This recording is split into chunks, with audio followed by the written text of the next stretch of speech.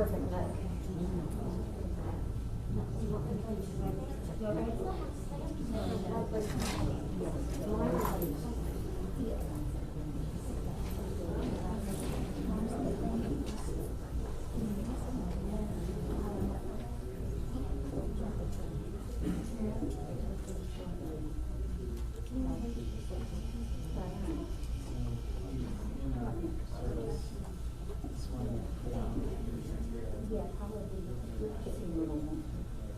It's rather than making ribbons symbolize the tearing in our hearts that we feel is lost.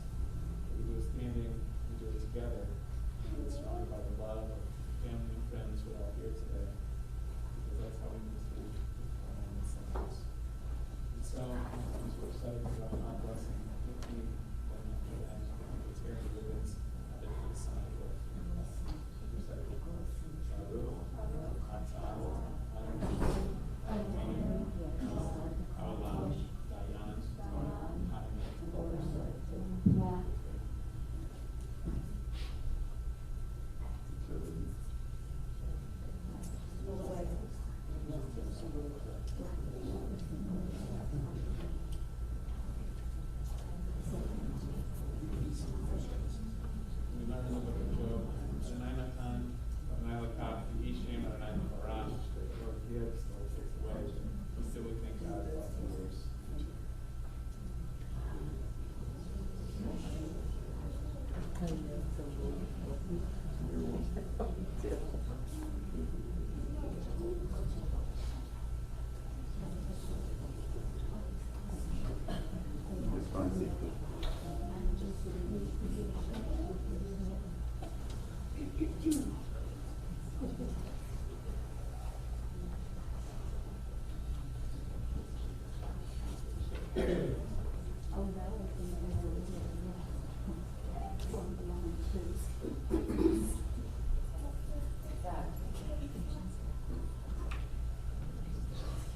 Ladies and gentlemen, as we begin our services here this morning, we would kindly ask if everyone would please turn off or silence all electronic devices.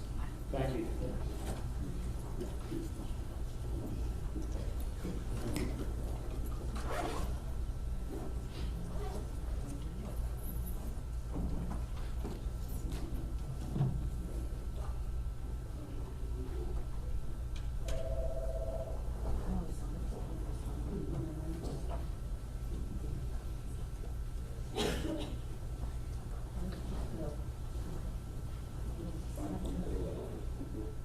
Rechem Av Abanim, Richam Adonai V'Yire'av, we learn in the book of Psalms. As a mother has compassion for her children, so may Adonai our God have compassion for all of the family and friends of Marcia Toub who we come here to remember this day. God knows how we are fashioned. God remembers that we are dust. Our days are like grass. We flourish as the flowers of the field. A wind passes over us and we are no more. But we trust that Adonai's compassion is everlasting. God's kindness to children's children endures age after age, unchanging. We begin our service this morning by reciting Psalms, thus linking Marcy's life to the Jewish tradition, to the Jewish people, and to the eternity of God.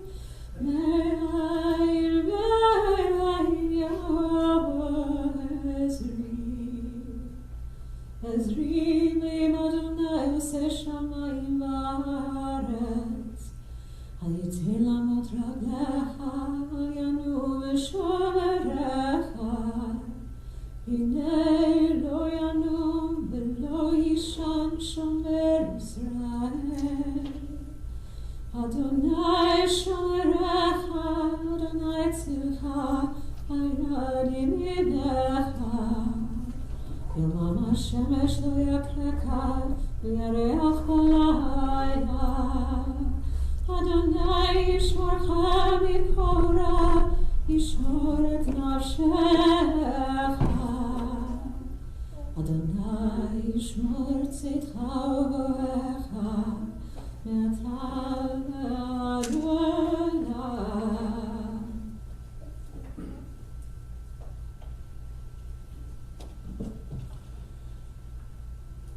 I lift my eyes to the mountains, from where will my help come? This is a question the psalmist asked thousands of years ago, perhaps at a time of sorrow like this one. And here was his answer. My help comes from Adonai our God, maker of heaven and earth. God will not let your foot give way, for your guardian does not slumber. The guardian of Israel neither slumbers nor sleeps. Adonai is your protection and your guardian at your right hand. Adonai will guard you and guard your soul. Adonai guards you going out and coming in, now and forever. Mizmor LaDavid, Adonai roi lo esa. Bina deshe yarbitzeni, amen minuchot yinahaleni. Nafshi shaveh yanchini b'maglet tzedek leman shemo. Gam kelech b'geis hamavet, lo irara ki ata imadi. Shivtecha mishantecha hema yinachamuni. Taroch lefanai sholcha neged tzororai. Dishanta b'Hashem en roshi kosi revaya. Ach tov v'chesed yirefuni kol yemei chayai. V'shavti b'beit Adonai le'orech yamim. Those were the Hebrew words of Psalm 23, which is also known as the Shepherd's Psalm, a psalm that guides us through difficult moments like this one. I invite you, if you would like, to join me as we recite this psalm together in English. The Lord is my shepherd, I shall not want. He maketh me to lie down in green pastures. He leadeth me beside the still waters. He restoreth my soul. He guideth me in straight paths for his name's sake. Yea, though I walk through the valley of the shadow of death, I will fear no evil, for thou art with me. Thy rod and thy staff, they comfort me. Thou preparest a table before me in the presence of mine enemies. Thou hast anointed my head with oil, my cup runneth over. Surely goodness and mercy shall follow me all the days of my life, and I shall dwell in the house of the Lord forever. In synagogue on Shabbat morning, on Saturday mornings, we're currently reading from the first book of the Torah, the book of Genesis. And it's in that book that we first learn that when a loved one passes away, it is members of the family who come forward to share memories and stories. And it's that ancient tradition we'll continue here this morning. As first we'll call upon Marcia's children, Seth, and then Julie, and then Donna and Barbara, and then finally her granddaughter, Stephanie. Seth.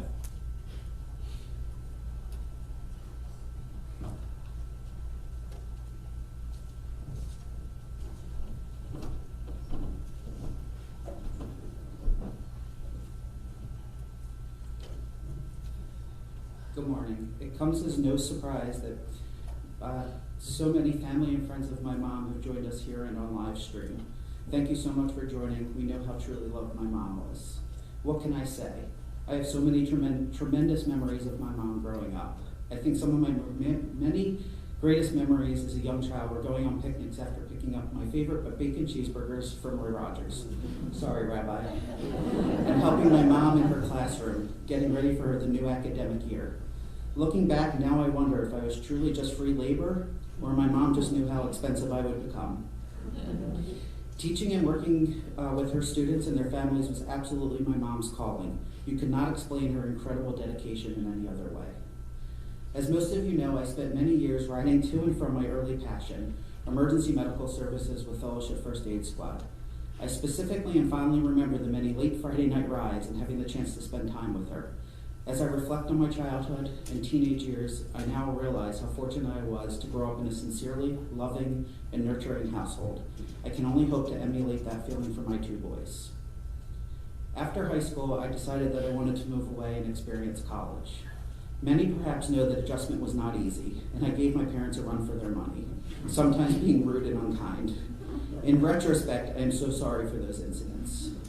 Even though there were these events, my mom never left me high and dry, often being my editor-in-chief for numerous research and term papers. I could always count on her. and perhaps the most important part of school was meeting my now wife, Julie.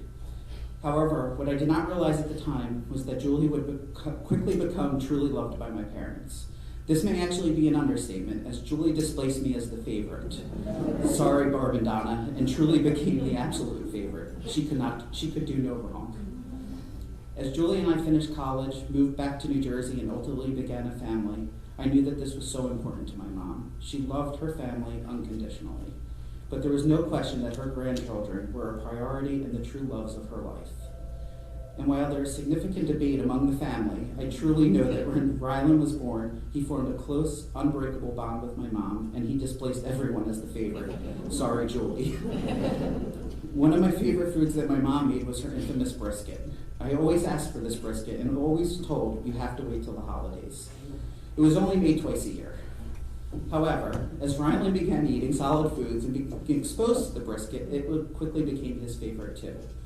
With requests to have brisket outside of the holidays, Graham would stop, drop everything, and would have a brisket prepared in days. Unbelievable. After Ashton joined the family, favorite foods and visits continued to be a priority. Weekend visits would not be the same without my mom prepping ingredients for banana and blueberry pancakes. It was not just being with the family, it was ensuring that there was also an educational lesson. We had to precisely measure ingredients, mix the wet and the dry ingredients, all while learning about the science behind baking. And during the pandemic, my mom held virtual lessons for both boys. She prepared proper lessons, plans, and tried to focus on the boys' interests. It was amazing, and both boys still talk about it today. My mom truly never stopped being a teacher. When looking at my mom's qualities, there is no doubt she was the kindest, most genuine, empathetic, and family-centered person I will ever meet. Even when confronted by a difficult situation or giving advice, she always found the good, despite my objections sometimes, and truly believed that there was a positive lesson to be had. I'm sure even today she would be thinking to herself, I'm sad that I can't be here, but at least all of my favorite people are together.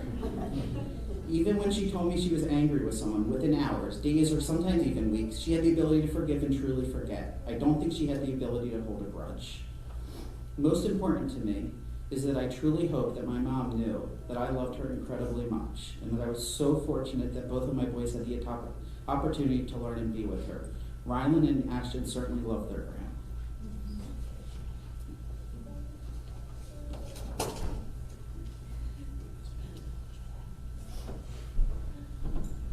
Julie.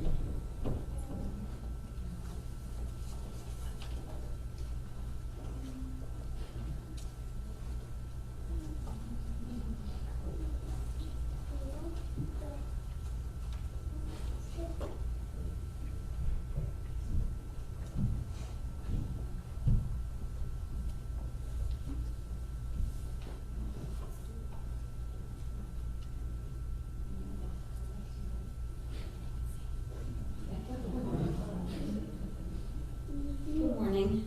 For those of you who don't know me, my name is Julie, and I'm Marcy's daughter-in-law. As far as mother-in-laws go, I hit the jackpot.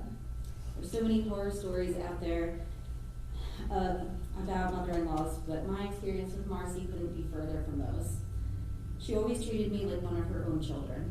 Some may even say that I am the favorite. Marcy made me feel welcome from the first time I met her. She equally embraced my family too. After Seth and I got married, we started a tradition of having Thanksgiving at our house, with his parents and my sister. It is something we all look forward to, and I know it is a memory that my family and I will always cherish. It's clear that family meant everything to her, but especially her grandchildren. Despite the many photo albums that she has containing only pictures of Seth that she had me look through when we were dating. Her iPad photo album with her grandchildren may surpass even those numbers. Her grandchildren were her pride and joy. There was a time when I was worried that one day Seth and I would have children of our own, and she wasn't going to be there to meet them. I'm beyond thankful that not only did she get to meet them, but she has been one of the most important people they have had in their lives, and I hope one of the most influential people. I know she was so proud of everything they did. In fact, she often described them as delicious. No matter what I told her they did, they were always perfect in her eyes. While all the grandchildren call her Gram, Rylan and Graham called each other Sweetie Pie. He routinely would ask if he could call or FaceTime with his Sweetie Pie. She did everything she could to make him smile, including coming over to our house on Halloween one year dressed as a carrot, her favorite Halloween costume. Both boys looked at her with terror in their eyes, as their beloved Graham had turned into a talking carrot. Ashton, this one, even ran away crying and hid behind his pop-up. My boys love her so much, and we're so lucky to be able to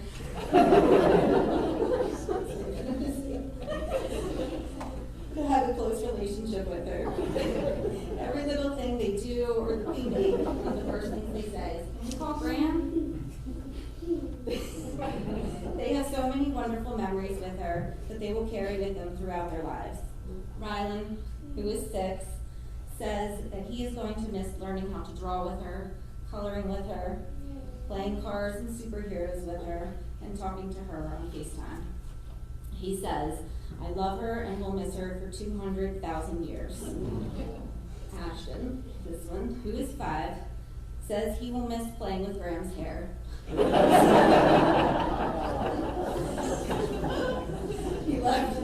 He loved sitting next to her or on her lap and playing with her hair, and sometimes stealing her glasses too. He also said that he will miss playing hide and seek with her and her surprises, because they were never boring stuff. Graham also loved when Ashton played with her hair because it reminded her of when Seth was little and did the same thing. Graham never stopped being a teacher and took every opportunity to teach Rylan and Ashton new things. In fact, when the pandemic started and their daycare closed, Marcy made lesson plans every day and taught them on Zoom. They chose topics together, and then she would put together an entire virtual lesson, which always included a virtual field trip, a drawing lesson, and their favorite part, a joke of the day. We always look forward to our lessons with Graham, and they learned so much. But of all the things she ever taught them, I hope they learn to be like their Graham and see the good in people and in life and to be kind.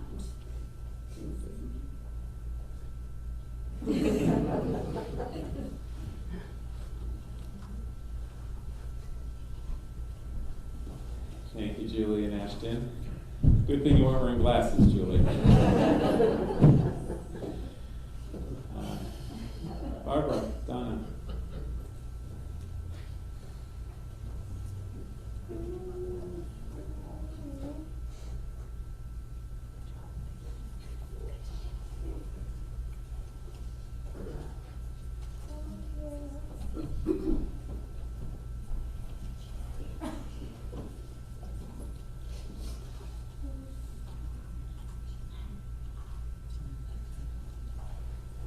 I want to thank you all for coming today.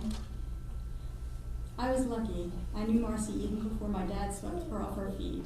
She was a teacher at my school, and although she was not my teacher, I stood at her door waiting for my girlfriend every day after school. All I had to see was her smile and her kind ways, and she became my favorite teacher. Fast forward less than a year, and my dad is on a date with Marcy and shows her a picture of his kids. She pointed to me and said, "That can't be your kid, I know her, and she's an Irish Italian." Well, she was wrong. Soon my dad introduced Barb, Eric, and me to Marcy at the ground round, and I was smitten. Had to sit next to her and eat popcorn with her and order whatever she ordered. It was a whirlwind romance between my dad and Marcy, and she and I, and soon she became my stepmom. How cool was I? My stepmom was a teacher at my school. My friend Nicole and I would help her decorate her classroom every year. Don't know how much we actually helped, as we were 12 and ran down the halls and had boys meet us outside the school. Marcy had to adjust to being a stepmom. It wasn't an easy task. One day her teacher friend dropped me off for a haircut and Marcy forgot to pick me up. They called the school looking for her. She felt so bad, but it's a story we laughed about for years. Needless to say, she never forgot me again.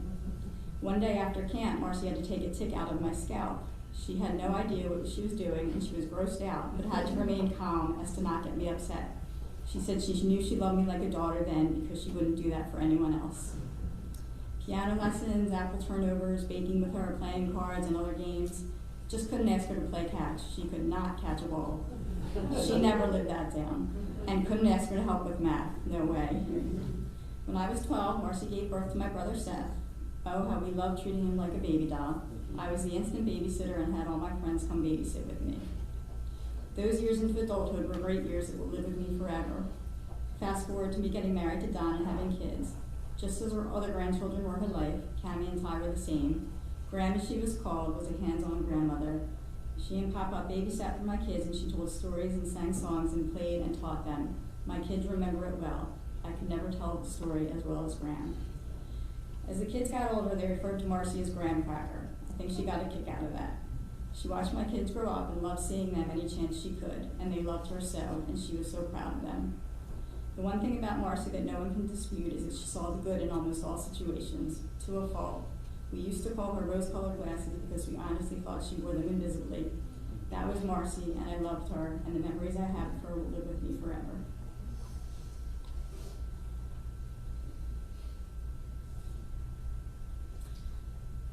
My relationship with Marcy was different than Donna's. I'm 6 years older than Donna, so I was 15 when I met Marcy. I was starting to feel I didn't need my own parents, let alone have room in my life for another one. Over the years, though, Marcy taught me that there is always room in your life for a parent who gives unconditional love. My dad said, I didn't think it was going to be I me. know. I was the only one who wanted to talk. I'm sorry. My dad said we had to include the bad stories with the good. So Donna had the story of Marcy forgetting her at the hair salon. I have a hair story as well. When I was in high school, I loved going with my friends to the midnight showing of the Rocky Horror Picture Show. Marcy, looking for ways to connect with me, decided to join me one Saturday night. And to bond even more, she decided to curl my hair for me. Well, all did not go as planned, and the curling iron got stuck in my hair. I think we may even have had to cut it out, and Marcy felt so bad. As you've heard, Marcy demonstrated love through her cooking and baking. She knew everyone's favorites, starting way back with making me lamb chops when I came home from college and coconut cream pie for my birthday, to making sure that Seth and Stephanie had brisket for the holidays. Then there was her homemade ice cream. She knew everyone's favorite. And even when Marcy was sick, she made sure to make Erica's oatmeal cookie ice cream for her birthday, and she made muffins to send home to Olivia. And then there were her stories. On Mother's Day this year, my girls and I were able to visit with Marcy for a little while outside. Marcy shared stories with Olivia, 4 years old at the time, about when Erica, Steph, and Jacqueline were kids. One of Marcy's favorites to tell was about when she took Jack to the movies for the first time. She bought Jack popcorn and they ate it during the previews. As soon as the movie started and the popcorn was gone, Jack said, "Okay, I'm ready to go." Ever since that day, Olivia has asked me to tell her grand stories. The most important lesson Marcy taught all her children, grandchildren, and even great-grandchildren was the importance of family. Marcy had so many friends and wonderful relationships in her life, but family always came first. When she was feeling up to it, and even when she wasn't, she wanted to celebrate every occasion, and she wanted everyone there. Those were her happiest times. When Marcy was in the hospital last, all she kept saying is that all she wanted to do was come home to see her family. And she did. She got to talk and laugh with Erica, Stephanie, Jacqueline, Cammie, Rylan, Ashton, Olivia, and Henry. I truly believe she waited for Tyler to come visit her this week. And even though she couldn't tell him, she knew he was there. There wasn't a question that Donna, Eric, and I were Marcy's children. We were so lucky to have her in our lives. And I know Eric will be there to welcome her.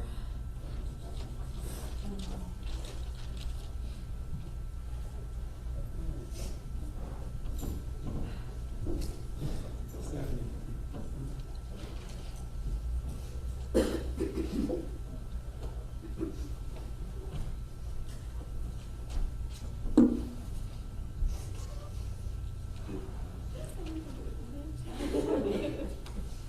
I really wish that I had not volunteered to do class. This is a letter that I wrote to Graham and gave to her a few weeks ago.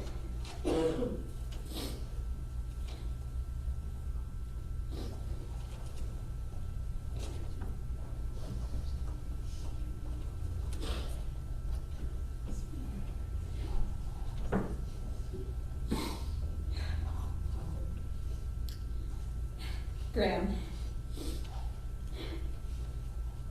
I've been thinking about you a lot the past couple of weeks.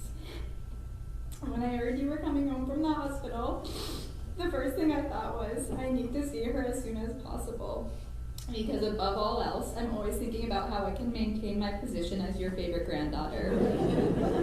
And surely being the first grandchild to visit you would do that.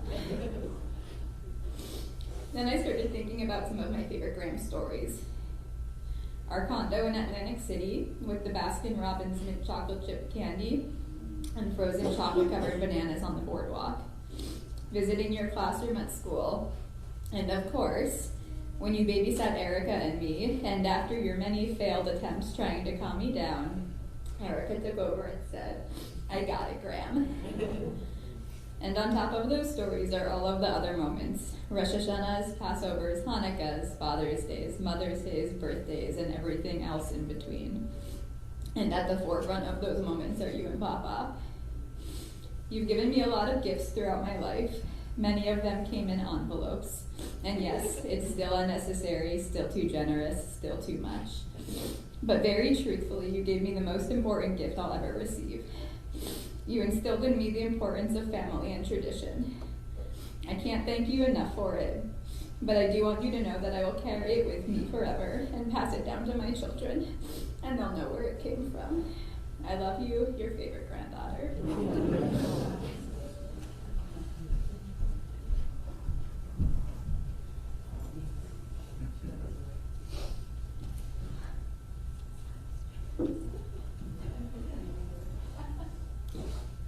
Is there a rebuttal? Can we call it? So thank you, Stephanie, and Barbara, and Donna, and Julie, and Seth for sharing those beautiful memories about your mom and your grand Marcy. You know, the part of the Torah that we're reading in synagogue on Shabbat from the book of Bereshit, the book of Genesis, is about the journeys of our founding parents, Abraham and Sarah. And while they are known for their examples of kindness and generosity, their lives were also full of challenges. And despite this, tomorrow, when we read about Sarah's passing, the great commentator Rashi says that all the years of Sarah's life were good. We know that Sarah had some challenging days. So what could Rashi mean? I think what Rashi is saying is that all the years of Sarah's life were good because Sarah was determined to make them good. And we can say the same thing today about Marcy. Despite the challenges that she faced, Marcy was determined to not only make her life good, but to make the lives of all of you, everyone who she loved, good. And she did. She did that for you, Joel, her husband and partner for 42 years. For her children, Barbara and Donna and Don and Eric, Zichrono Livracha, blessed memory, and Seth and Julie. For her beloved grandchildren, each one her favorite, Erica and Evan, Stephanie, Jacqueline, Cammie, Ty, Rylan, and Ashton, and her great-grandchildren, Olivia and Henry, along with her sisters, Eileen and Fern and Benson, and her nieces and nephews, and so many other dear, dear friends. Throughout her life, Marcy's kindness and generosity and strength and persistence helped her bring so much goodness into the world. And this is her legacy that we remember and honor today. Marcy was born and spent her early years in Northeast Philadelphia, Oxford Circle. Her parents, Al and Ruth, had a bakery on Levick Street, and the family lived above it. They moved to Warminster, which is where Marcy stayed until she moved out at 21. And Seth said that his mom told him that when she was young, she would rather stay home reading a good book instead of going out to play. We know that Marcy loved reading, not only reading it herself, but also teaching it. And from a young age, she wanted to be a teacher. She got her BA and master's from Temple in education and was on her way to fulfilling her dream. She did her student teaching in Philadelphia before starting her career in Evesham, where she taught for 34 years. Marcy loved teaching. and the students and staff loved her. She developed many lifelong friends and made a real impact on the students and also on the district. She taught kindergarten through second grade, designed a pre-first grade curriculum, and later in her career supervised new teachers and also worked on curriculum. Even after Marcy retired, she kept teaching, getting very involved with the Bookmates program, and also teaching her grandchildren Rylan and Ashton on Zoom during the pandemic. Marcy's dedication to her students and love of teaching helped to make life good for so many. And in addition to her love of teaching, what also made life good was when Marcy met Joel. As Donna said, she actually met Marcy first as a teacher in the school. But Joel said that, not knowing that, they were introduced at a party by mutual friends. He said that what first attracted him to Marcy was her looks. I believe you said she was adorable. But, Joel, you said, as you got to know her, you quickly realized that she also had a personality that couldn't be beat. It was instant love, you said. That was on August 16th, 1978. And just a few months later, on New Year's Eve, so you could still file your tax returns jointly.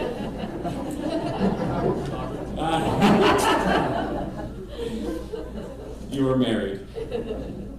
And you know, when a couple stands together under the chuppah to be married, we recite for them Sheva Brachot, 7 blessings of joy.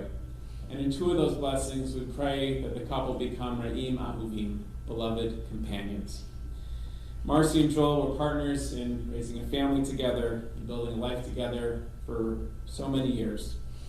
We were certainly Ra'im Ahuvim, beloved companions, soulmates, and best friends for your 42 years of marriage. That blessing that was recited at your chuppah was certainly fulfilled. Joel, of course, came into the marriage with Barbara and Donna and Eric, and though blending families can be hard, and we heard about some of the challenges, Marcy really did make it easy. That's because she knew how to make things good.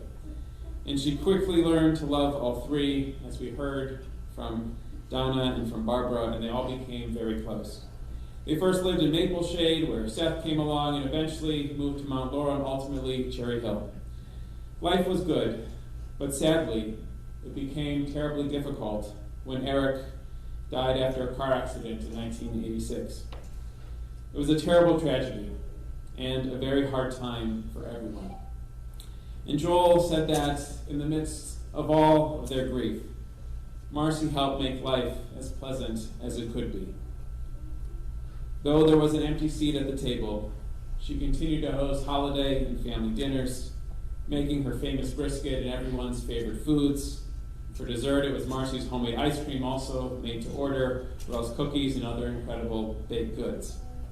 And perhaps most importantly, Marcy was, in Seth's words, an eternal optimist, or as Donna said, she wore rose-colored glasses.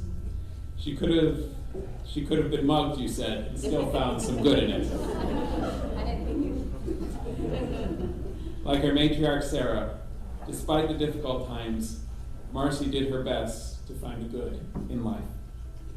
And we heard how Marcy found so much good in life when her grandchildren came along and the family grew. She was thrilled to be a grandmother and a great-grandmother, and all of the grandkids loved spending time with their Gram, or Graham Cracker, as Ty and Cammy called her, or Sweetie Pie, of course, as Rylan came to call her too.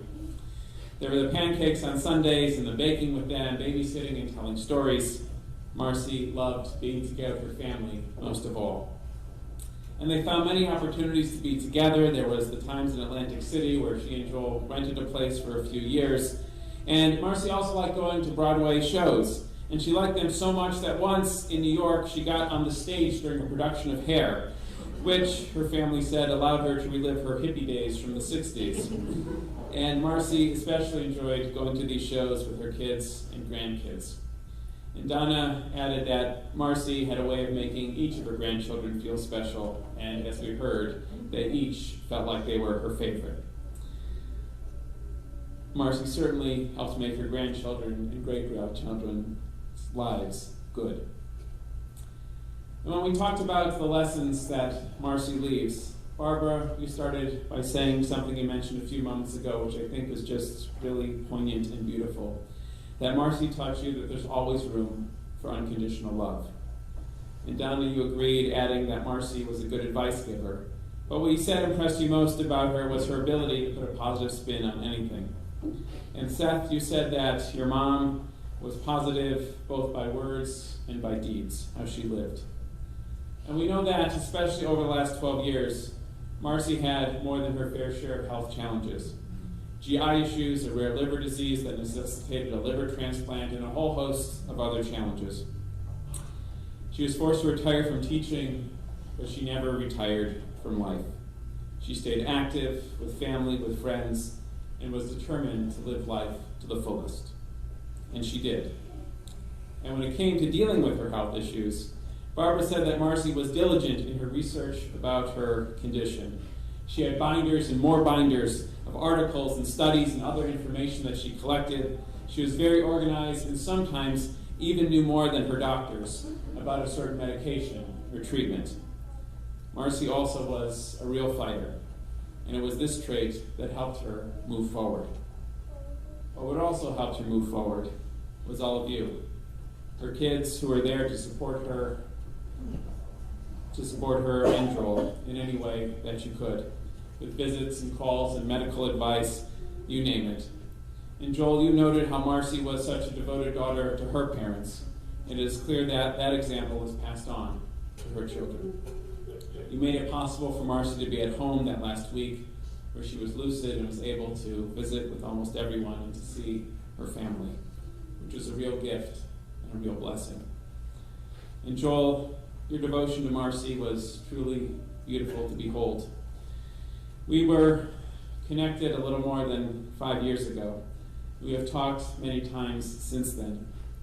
And when I call and ask you how you're doing, you would often respond, "We're hanging," and then quickly turn the conversation to me and my family. But what I saw from my visit and our talks was a beautiful story of devotion, of companionship, a true love story between you and Marcy.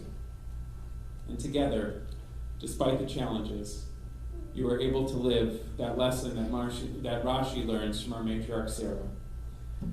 You and Marcy were able to find the goodness in each other, in your family, and in your life. And this is truly a blessing.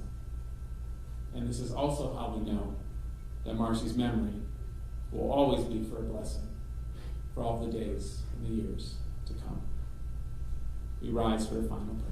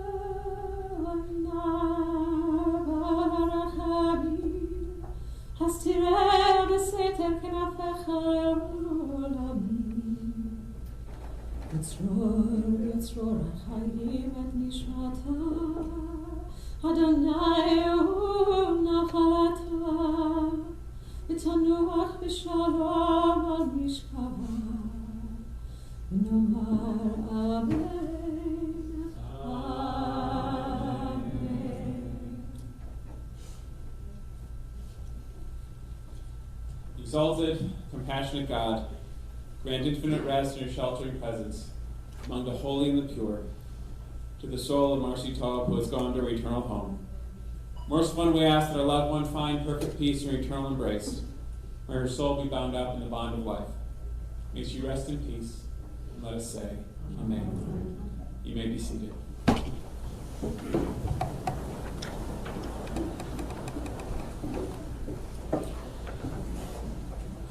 From here, we'll head to Crescent Memorial Park for the interment. Comforters are welcome to visit for Shiva on Saturday evening after Shabbat ends.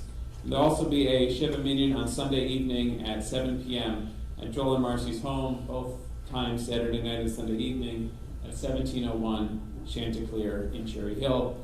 And the family does request that vaccinations and masks be worn while in the house.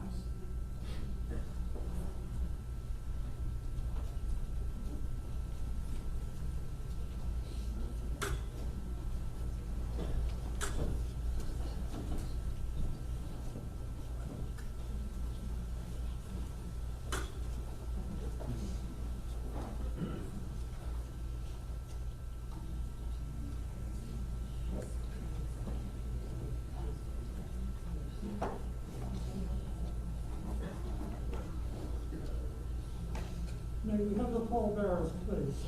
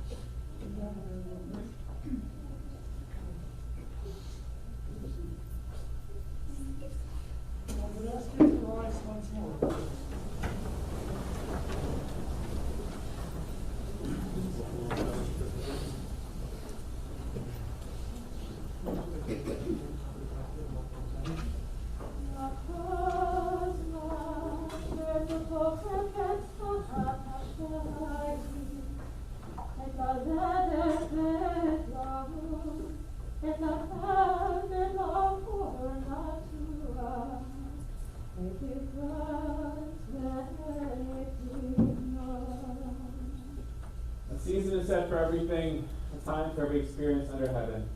A time to be born and a time to die. A time for planting and a time for sowing. A time for healing and a time for illness.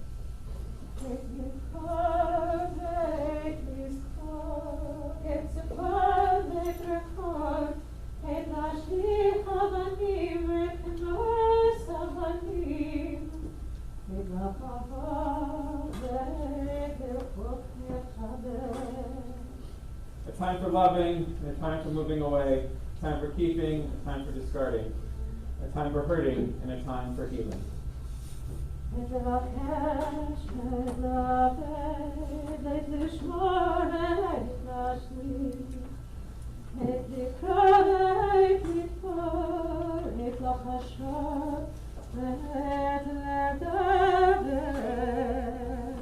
A time for dancing and a time for crying, a time for speaking and a time for silence, a time for seeking and a time for losing.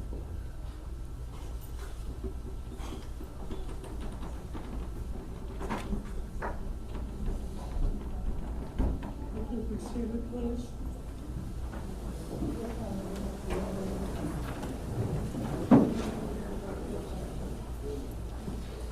Ladies and gentlemen, I would ask all the family to remain seated. This row, please. This row, please. This row, please.